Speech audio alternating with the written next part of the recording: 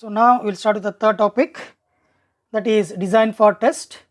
Here testing of design is done to ensure that the device or the chip working correctly. So here the aim of the testing after manufacture is to identify the defective chips so that they can be discarded rather than supplied to the customers. Here the main intention of the testing is to find out the cause and the location of the faults. Then it can be recorded so that the manufacturing process can be adjusted to enhance the yield here. Enhancing the yield is nothing but we have to increase the manufacturing of the chips where they are working properly rather than the faulty chips. So here in case of ASIC, developing tests for the chip is part of the design process. Nothing but as the chips are manufactured using ASIC, they need to be tested in the same process to verify either they are working or faulty. But in the case of FPGA, here test development is a part of the process of developing the FPGA as an implementation fabric. Nothing but here also the testing of the design in an FPGA is done to verify that either the prototype working properly or it is faulty by applying different test patterns. But this FPGA, once it is connected with the PCB, it is again tested to verify that either it's working properly or providing some faults in the circuit. Now the topics involved are in the design for test, fault models and fault simulation. Second is scan design and boundary scan. Third is built-in self-test. So now we'll start with the first one, fault models and fault simulation. So in this topic we will discuss how to determine the faults in the model and how to simulate to detect the cause and location of the faults. Okay, here we need to develop certain set of test vectors or the test patterns which are given to the input values of the circuit so that we can expose the faults in the model. So here we will start with the one by one. So first we will discuss the fault simulator. So here the simulator applies the test vectors until an incorrect output results, indicating that the fault has been detected.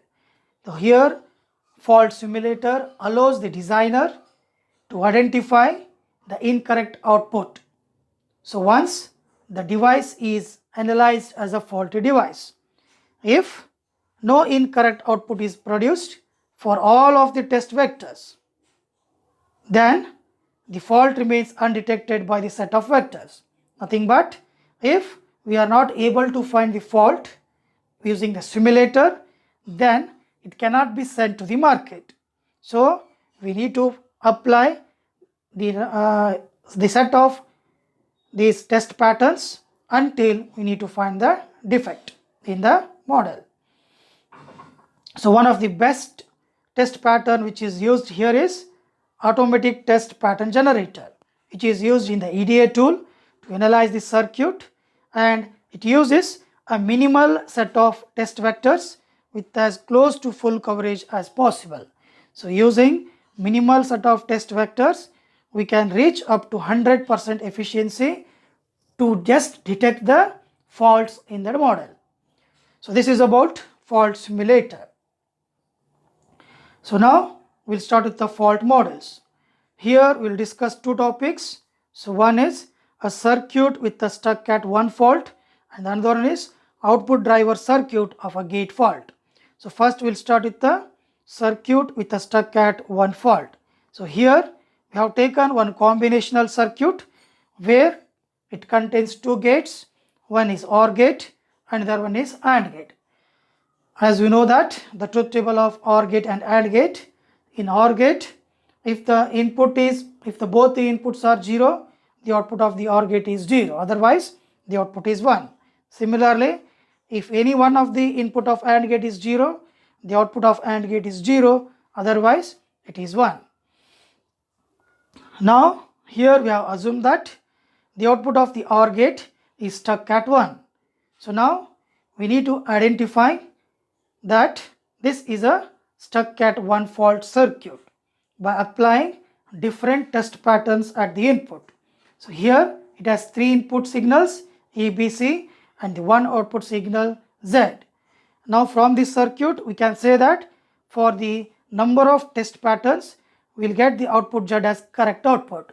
Only for 1 or 2 test pattern it can provide the incorrect output. So here it is difficult to find that test pattern which provides that it is stuck at 1 fault.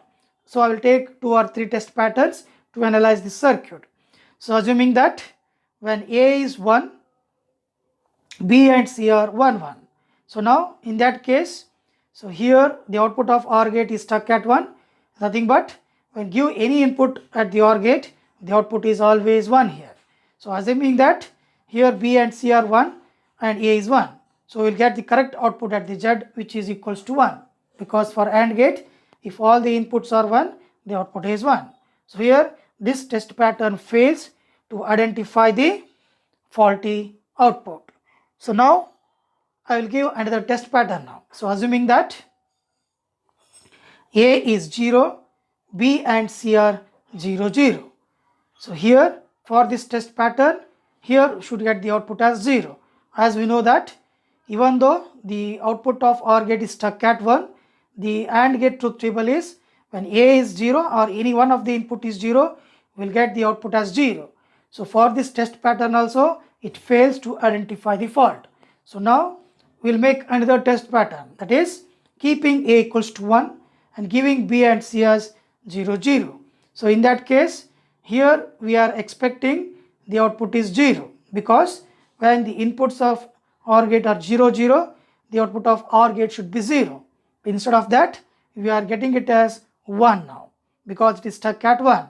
So here giving A equals to 1, the output of stuck output is 1, we got the output as 1 instead of 0. Now this test pattern detects that there is a fault in the circuit. So now only one test pattern is allowed to identify that this is a circuit with a stuck at 1 fault. So like this we have to send or apply different test patterns to identify the faults in the circuit once it is manufactured. Similarly, we can do it for another circuit, that is output driver circuit of gate fault. So here we will take one CMOS circuit here to identify that the gate fault. So here it is assumed that the PMOS is stuck at on, means this PMOS is always on. So now what happens? If this is a one CMOS inverter circuit, if I give a logic 0 here for the gate of CMOS, the output we get is logic 1 here, because PMOS is used to produce logic 1. Similarly, as we know that if logic 1 is given for the PMOS, PMOS should be off, but it is stuck at on. So when it is stuck at on, so it provides some garbage output. So now that garbage output, it comes out in between the range of logic 1 and logic 0. So thereby we can say that this circuit is a gate fault circuit. So thereby this is another circuit which represents that it is a fault module by keeping any one of the MOS transistor on. So this is about fault module and fault simulation of a design for test. Okay, thank you.